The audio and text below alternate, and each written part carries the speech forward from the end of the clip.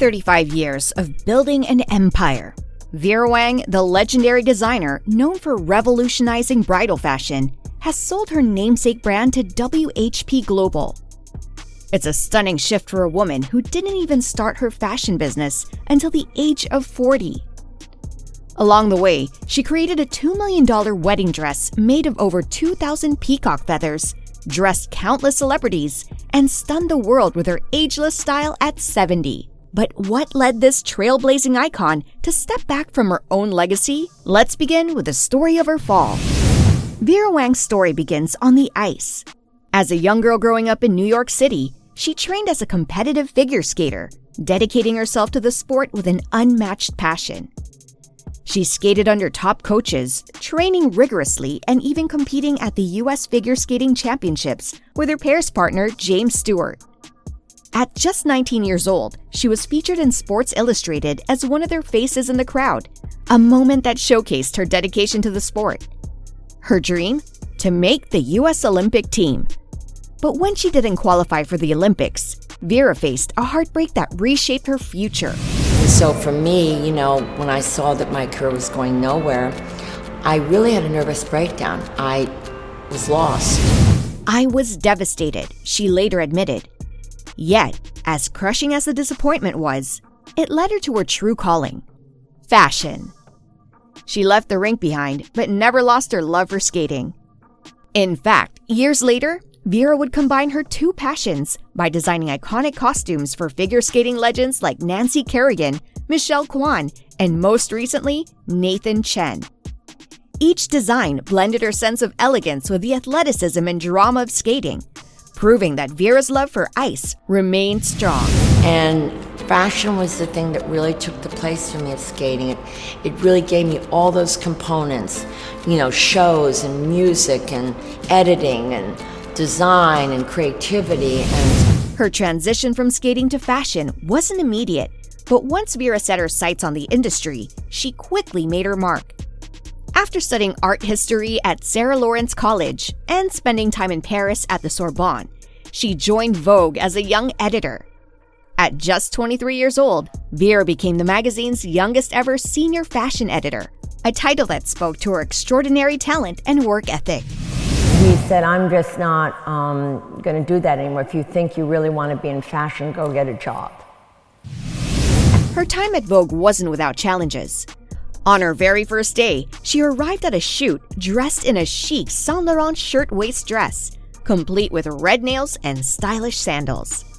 Her boss at the time, the famously exacting Polly Mellon, sent her home to change into jeans, sneakers, and a t-shirt. "I was mortified," Vera recalled with a laugh, but it was a lesson she took to heart. For the next 17 years, she threw herself into her work at Vogue, learning from legendary photographers like Irving Penn and Richard Avedon, and working with some of the biggest names in the industry. Vogue was my first job, and I was very, very lucky to have a job there. Everything I've learned, and a lot of my training, my background has come from my years at Vogue. But despite her success, Vera's time at Vogue ended with a bitter disappointment. When Grace Mirabella stepped down as editor-in-chief, Vera hoped to take her place. Instead, the position went to Anna Wintour, and Vera was passed over. It was a tough blow, but it also became the push Vera needed to explore new opportunities. She left Vogue and joined Ralph Lauren as a design director, a move that further honed her skills and planted the seeds for what would come next. I still wanted to be a designer. After all that, I still thought, God, I can do this. Vera Wang's path to becoming a bridal icon began with a deeply personal frustration. At age 40, as she prepared for her wedding in 1989, she struggled to find a gown that reflected her modern, elegant sensibilities. The bridal market was saturated with frilly, traditional designs that didn't align with her taste or vision. Frustrated, Vera took matters into her own hands. And so when I got engaged, that's what really set it all off. She designed her own wedding dress, a pivotal decision that marked the start of a groundbreaking career. Despite no prior experience in the bridal industry, Vera's eye for fashion and innate understanding of individuality led her to a revelation: The bridal market needed change. I'm not really a bridal designer per se. I'm really a fashion designer who happens to also do bridal. And that's a very, very important.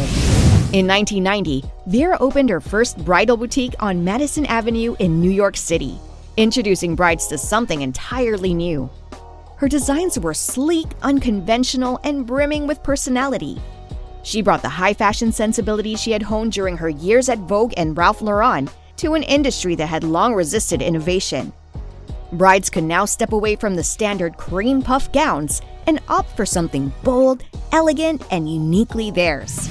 When I design clothes, I'm very cognizant about movement and ease and line and comfort. Vera wasn't afraid to break the rules. She experimented fearlessly, designing collections that challenged bridal norms. One season, she introduced lingerie-inspired gowns in black and nude tones, a dramatic departure from the traditional white.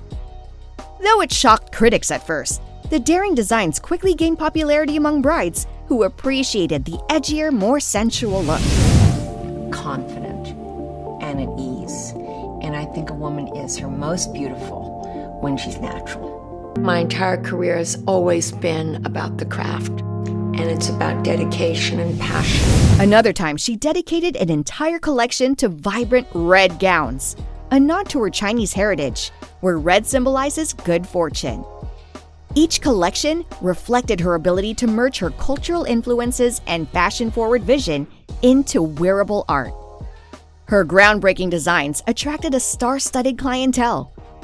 Over the years, Vera created gowns for public figures like Ariana Grande, Gwen Stefani, Victoria Beckham, and Kim Kardashian, whose second wedding featured one of Wang's iconic creations.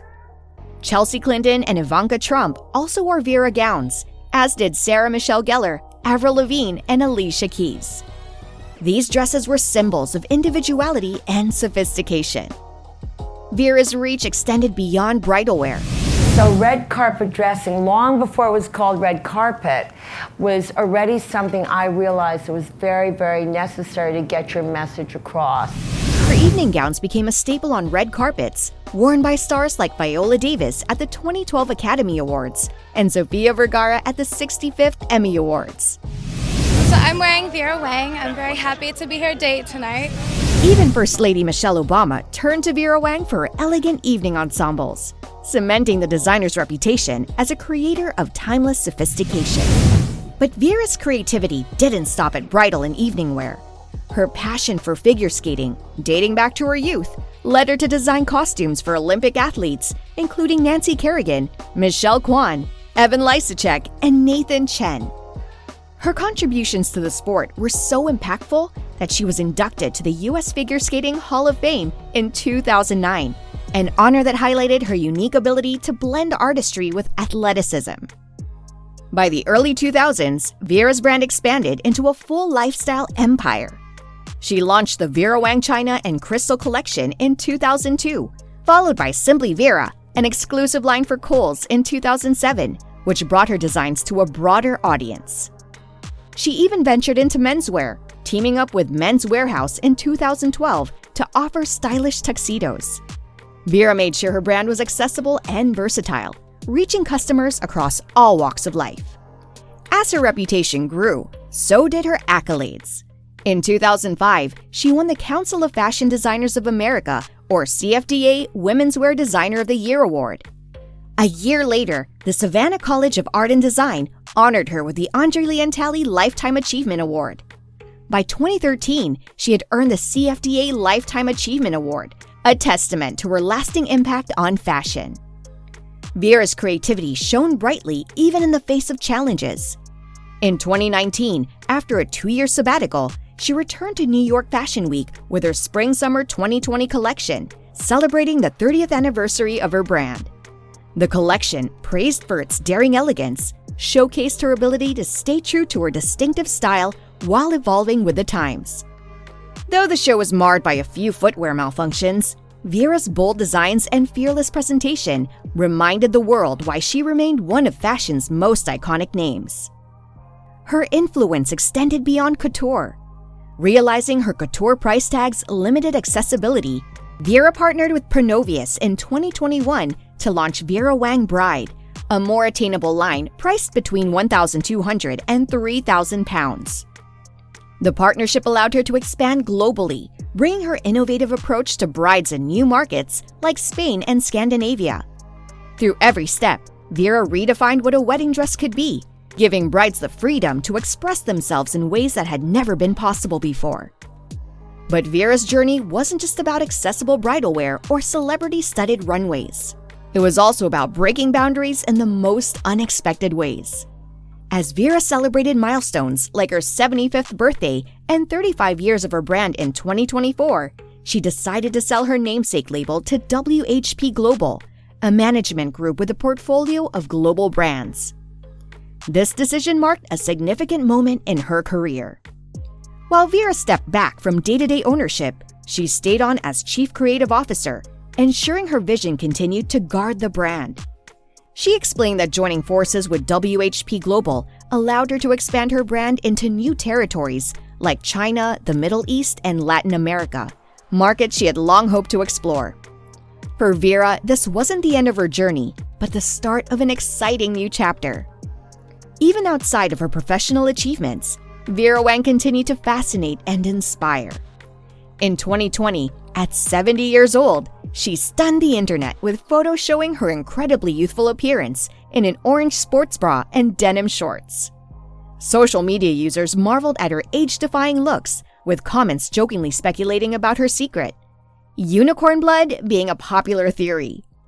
Vera, as always, took the buzz in stride, showing her lighthearted side while reminding us that age is just a number. And it never occurred to me that would be anything that anyone would even notice. I have to say that this whole thing was just crazy. Through it all, Vera remained candid about the sacrifices and struggles that came with her success. She opened up about the challenges of juggling her career, motherhood, and caregiving responsibilities, admitting at times she felt like she was putting herself last. But as she entered her later years, she embraced a new balance, prioritizing self-care and reflecting on the wisdom that comes with age. Every age has a unique time and beauty, she said, embodying the grace and resilience that defined her career. Today, Vera Wang stands as a legend in the world of fashion, a woman who redefined bridal wear and proved that reinvention is always possible. So what do you think? Do you see her influence continuing to shape fashion in the years to come? Let us know your thoughts on her next chapter with WHP Global. Is this the start of a new era for Vera Wang, or just another reinvention? We can't wait to hear what you think.